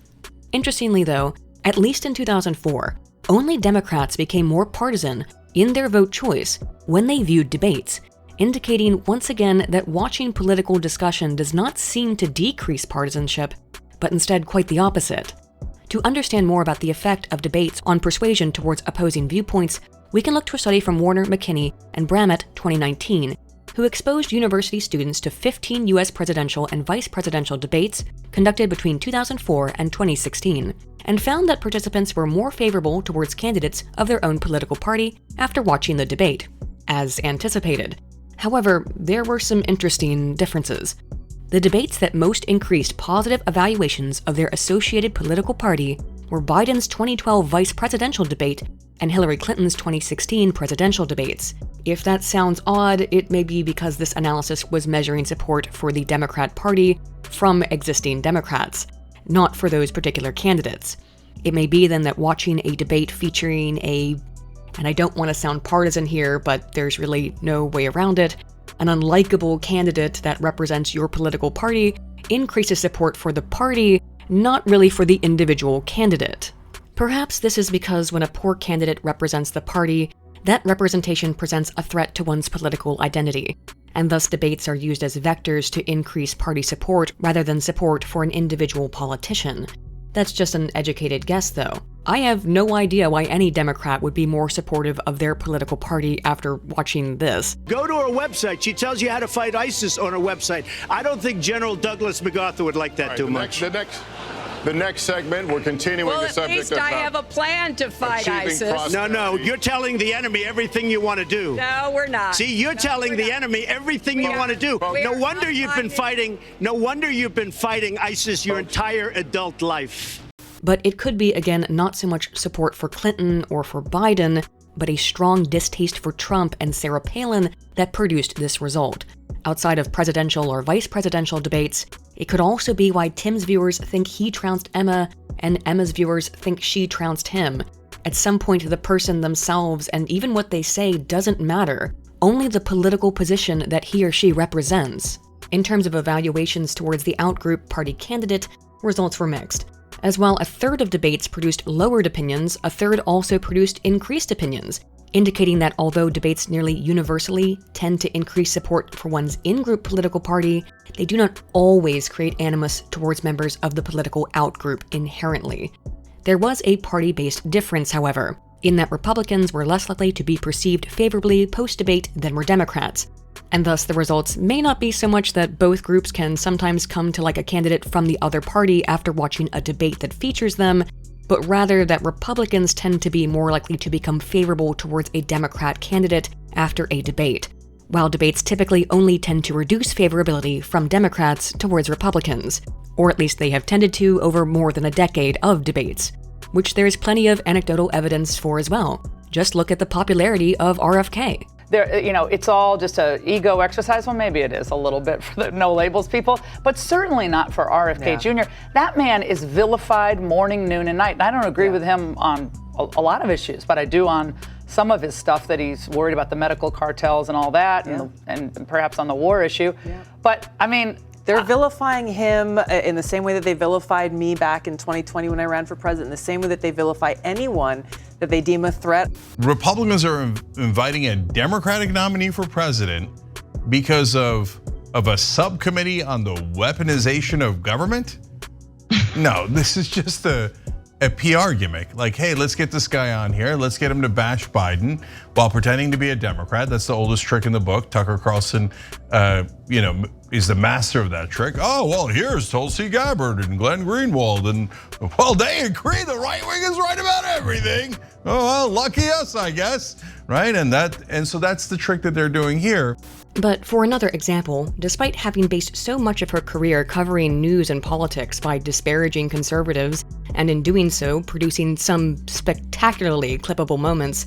Oh, so you said that it was a white guy. What happened? Who crossed state lines. He drove from Illinois to Kenosha, Wisconsin. Now again, he drove from Illinois to Wisconsin. It's not like he was in his front yard. He drove across state lines in a state that he doesn't even live in, and then he crossed state lines with it. He crossed state lines. But am I saying that I'm better than you? I guess I'm going a little further than you are. Yeah, I'm fucking better than you, okay? Much better than you. You are garbage. I've seen little but support from conservatives towards progressive commentator Anna Kasparian after she began to talk more with them. As the comments on a discussion between Anna and Sitchin Adam, two moderate centrist commentators with a center-to-center right-leaning audience, are overwhelmingly positive, thanking Anna for making an appearance and wishing her the best, myself included. In contrast, if we look at Twitter comments concerning Emma Vigeland's appearance on Tim Pool's show, or comments on the clipped version uploaded to the Majority Report channel, we can see they are overwhelmingly negative towards Tim Pool, believing that he performed miserably in the interaction. However, looking at comments posted pretty much anywhere else, are convinced that Tim was the clear victor of their debate. While it's not a perfect one-to-one comparison, it does illustrate how more right-leaning audiences seemingly are more accepting of changing their opinions towards a political figure who does not align with his or her personal politics. The same does not seem to go for those more on the left, not only in anecdotes but in the statistical data. Perhaps it's a big ask to request people who can't pass the breakfast test to try and put themselves in someone else's shoes.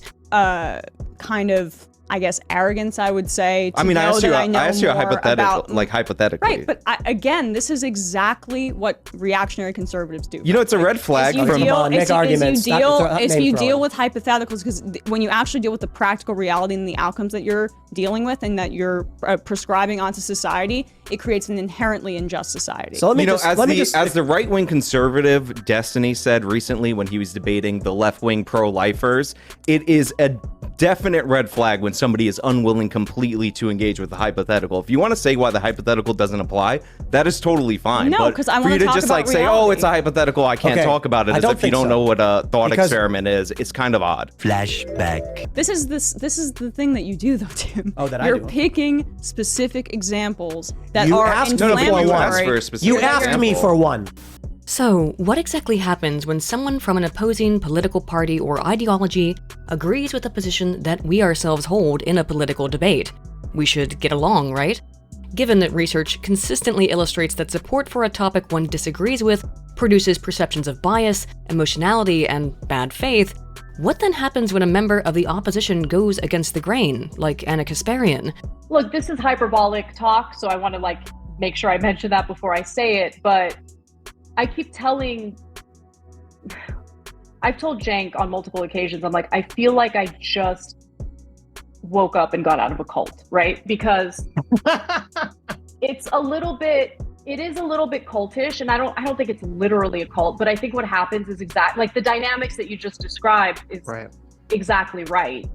Across 3 experiments using samples of US adults, Bergen 2012 informed participants that a Democrat, Republican, or unlabeled policymaker supported a specific issue, those being the repeal of Don't Ask, Don't Tell, the existence of trigger laws that would ban abortion should the Supreme Court overturn Roe v. Wade, which, of course, has since occurred, and the establishment of a federally regulated market for health insurance, and read arguments related to the policy, which varied by experiment. When a Republican policymaker was described as being supportive of repealing Don't Ask, Don't Tell, support for that policy was increased, while when a Democrat policymaker was described as being supportive of abortion trigger laws, support for that policy also increased. However, there was no reported increase in support for either policy when it was espoused from a politician whose party typically votes along those lines. That is, people were not moved by a Democrat who was in favor of abortion, nor a Republican who was in favor of Don't Ask, Don't Tell. For the issue of federally regulated health insurance, which had no distinct partisan association, partisan participants were more likely to support whichever policy was espoused by a politician who shared their ideological label. Thus, when no stereotype is available about an issue, people may tend to rely on labeling to determine their own opinions on a given political topic, outsourcing the thought process to the letter associated with a politician's name. Nothing bad ever happens to the Kennedys! No, not like that. I mean Democrat or Republican. Additional analysis revealed that when a Democrat sponsor had argued in favor of abortion trigger laws following the end of Roe v. Wade, that argument was seen as having more support from the Democrat Party writ large.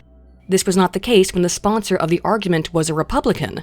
That is, when a single Democrat argued in favor of allowing states to individually determine abortion legislation, participants believed that that stance was supported by the entire Democrat Party, while when a single Republican argued in favor of these trigger laws, it did not influence belief in broad support for the laws from either party. Concerning the nonpartisan issue of health insurance exchange, participants believed that the proposal was representative of liberalism when proposed by a Democrat, but negatively related to liberalism when proposed by a Republican. In other words, there is a broad perception in the US that when a Republican proposes some legislation, it is anti-liberal, while that exact same legislation is seen as supportive of liberalism when proposed by a Democrat. Same proposal, different perceptions. Sincerely, Hitler drank water tier. He's not wrong. Specifically about this, he's very wrong about a bunch of other stuff. When it comes to Emma Vigeland on Tim Pool or Anna Kasparian on Adam and Sitch, and perceptions of winning a debate, we similarly see a largely analogous situation with very different reactions. So what we're seeing is that she's making changes that don't necessarily make her more popular or more financially viable on a progressive network, while at the same time she's being attacked by some of her closest friends in the space for years. They're essentially trying to force her into the confines of a cult, so it's not really helpful for people to say, oh, Anna is grifting because Anna's talking sensibly about crime, and she's actually explaining the origins of her thought path, and I think that should be something that we should all look at. And I bring all of this up not to necessarily defend the Young Turks, because again, not necessarily a fan, but because I want to illustrate how extreme and how radical these activists are. They are so extreme that you can be the perfect progressive, in fact, one of the most outspoken progressive. You've done so much for the progressive movement, but unless you are willing to accept the trans agenda 100%, no redlining, then they will still accuse you of being a bigot, of being transphobic, and of doing a right-wing pivot, if you can believe it. So, why do I care about this story about Anna Kasparian? Well, first of all, that's wild, right? That this liberal leftish commentator sees and uncritically parrots talking points from Mumsnet forums and conservative rags. This discourse that Anna is engaging in right now is identical to the men are trash discourse. Gamergators loved latching on to like all men are trash as like the absolute worst, most unimaginable thing that someone could say. And at the time, TYT would look at that accurately and go, who gives a fuck? Who cares? It's just like some person saying some shit. It doesn't mean anything. It's completely meaningless. Why is Anna going to such an extra mile to be a piece of shit? Because she knows that she's sitting here pitching to potentially new people who will throw her money because she did a little song and dance for their show, pandering to the right, peddling their racist narratives, and now peddling their anti-trans narratives. Shrill harpy. Anna Kasparian, yeah, she's gonna join Dave the Slave and Gimme Gimme Jimmy over on that old southern plantation sundown town of Griftburg. She decided to start moving right, where she's going to be welcomed with open arms because there's nothing the right loves more than a former lefty who has basically hollowed out their own soul to make room for some right-wing talking points. The hate mongers on the right love that Anna is slowly turning more and more transphobic and sidling up to the chud side in this class consciousness erasing sideshow, this so-called culture war.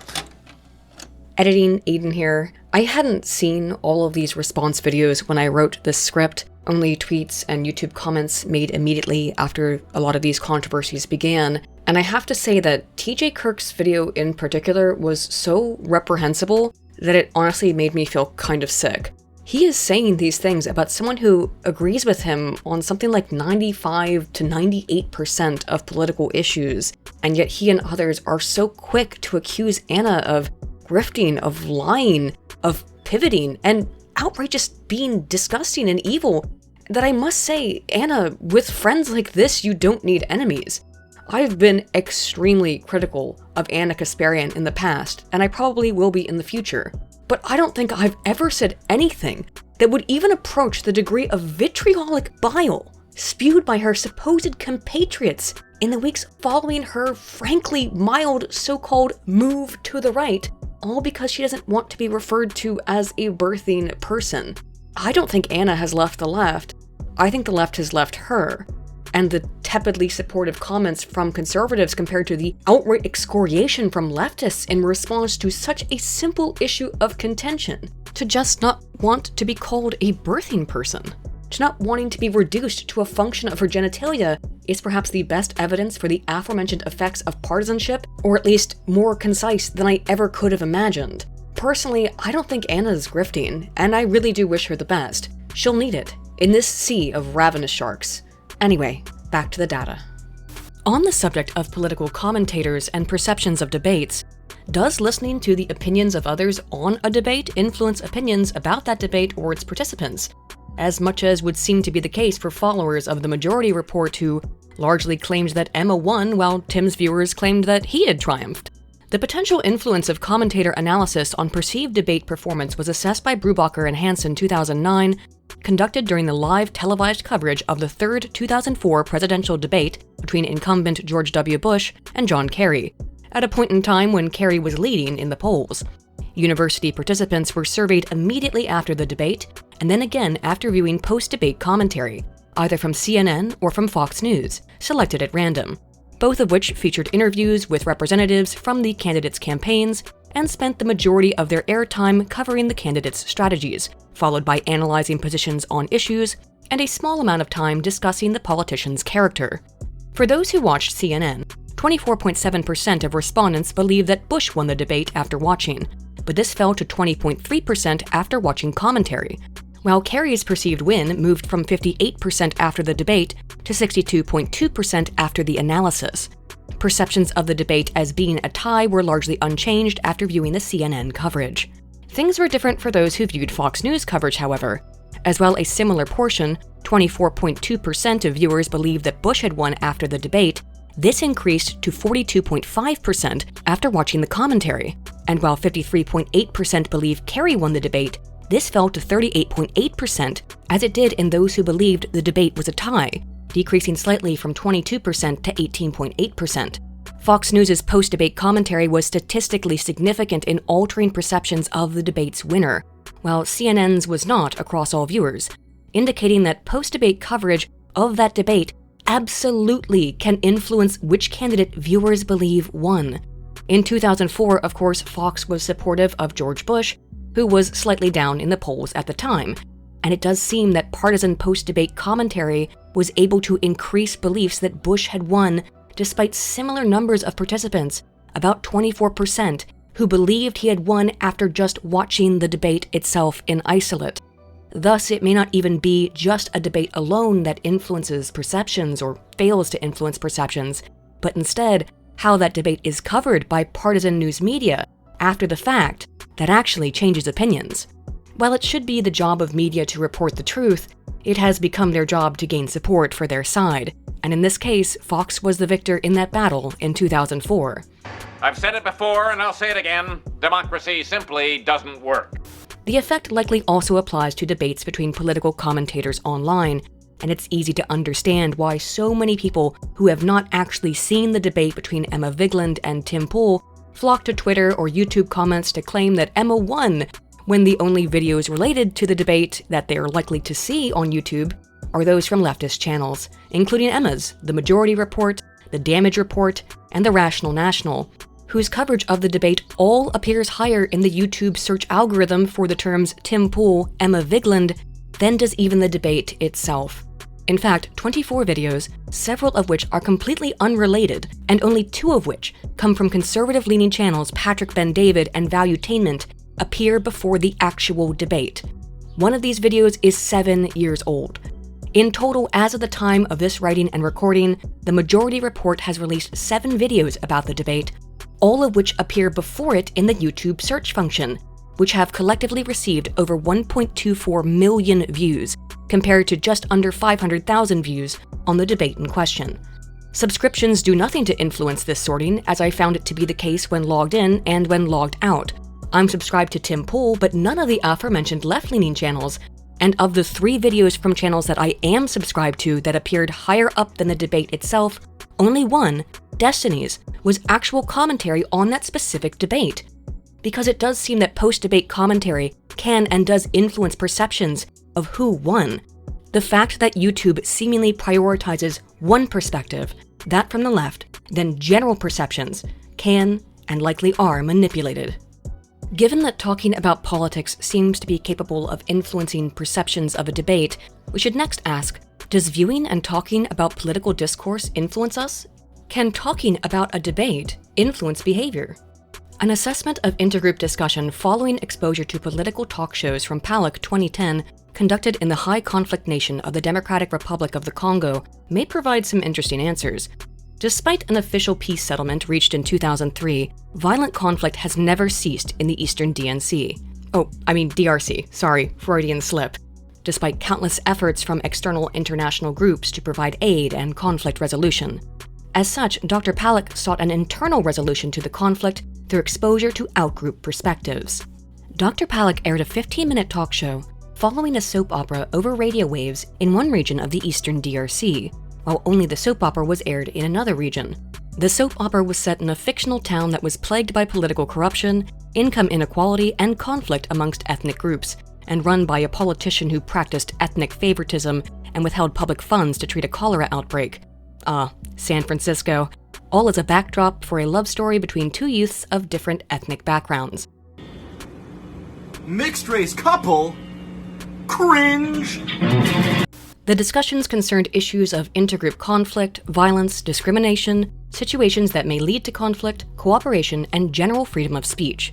Participants reported on whether or not they listened to and discussed the soap opera or other political issues. The researchers asked these people to think of an ethnic or political group that they liked the least, and think about that group when answering the following questions. Quote, I try to understand that group by imagining their feelings, suffering, or thoughts, and quote, even if I disagree with a group, I try to think of reasons why that group takes a different point of view, end quote. Tolerance and intolerance towards specific disliked outgroups were measured with questions regarding teaching children to avoid relationships of people from the outgroup or allowing the outgroup to hold demonstrations. Finally, helping behaviors were measured by giving participants a 2-kilogram bag of salt, informing the participant that others could really use that salt, asking if they would be willing to share some of it with a member of the disliked group, and measuring actual donations. Those who listened to the talk show discussed the soap opera with others significantly more, predominantly with family members and children, and largely concerning actual situations occurring in the DRC. However, the tone of these discussions differed between groups, as 48% of those who listened to the talk show reported having contentious discussions with others always or often, compared to 31% of participants who always or often had contentious discussions with others after listening only to the soap opera. In other words, listening to political talk increased unproductive political conversations with family and friends. listening to the talk show had no effect on capacity to take the perspective of others. However, it did reduce tolerance of disliked outgroups. Specifically, 49% of talk show listeners, compared to 37% of soap opera listeners, stated that they would not want members of the disliked group to join their community. And 71% of talk show listeners versus 62% of soap opera listeners claimed that peace would not come to the DRC so long as the disliked group continued to live there. To the surprise of the researchers, 63% of all participants gave away a portion of their salt, which was worth about $1.20 more than the daily average income in the eastern DRC. However, participants were significantly less likely to donate salt when they listened to the talk show, such that while 59% of respondents who listened to the talk show donated some of their salt, 80% of those who listened to the soap opera donated. Those who listened to the talk show were more likely to donate than those who listened to no radio program. However, those who discussed the talk show were also less likely to donate to a similar degree as those who listened to no program at all. Those who discussed either the soap opera or the talk show donated less salt than those who listened to it without discussion, but talk show listeners donated considerably less salt than those who were exposed to no program. We can see then how exposure to political debate can actually decrease tolerance for other groups, as well as charitability towards those groups. Not only then may communication make partisanship worse, even listening to a debate and engaging in discussion about that debate may exacerbate political animus. And so with all of that in mind, let's come to a few conclusions.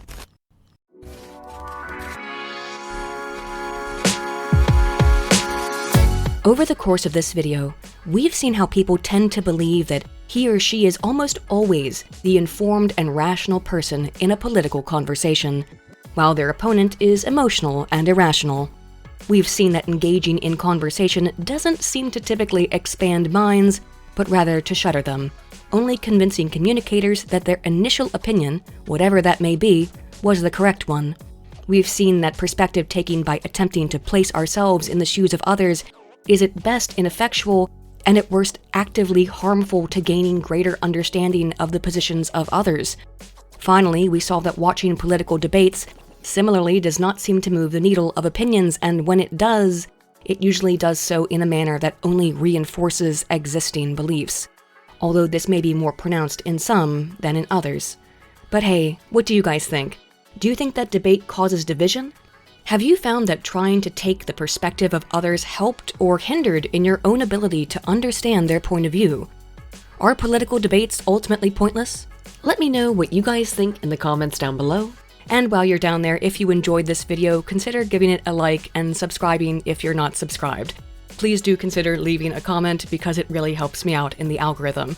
Also, if you enjoy my content, you can support me by signing up for my Patreon or Subscribestar to see your name listed at the end of every video, along with these fine lads and ladies here. If you'd like to support me in a more tangible way, you can also check out some of my merch on my merch store, or by checking out the link to my sponsor in the pinned comment and the description box down below. Thank you all so much for watching and for all of your support. And as always, dear friends, Altana Volt.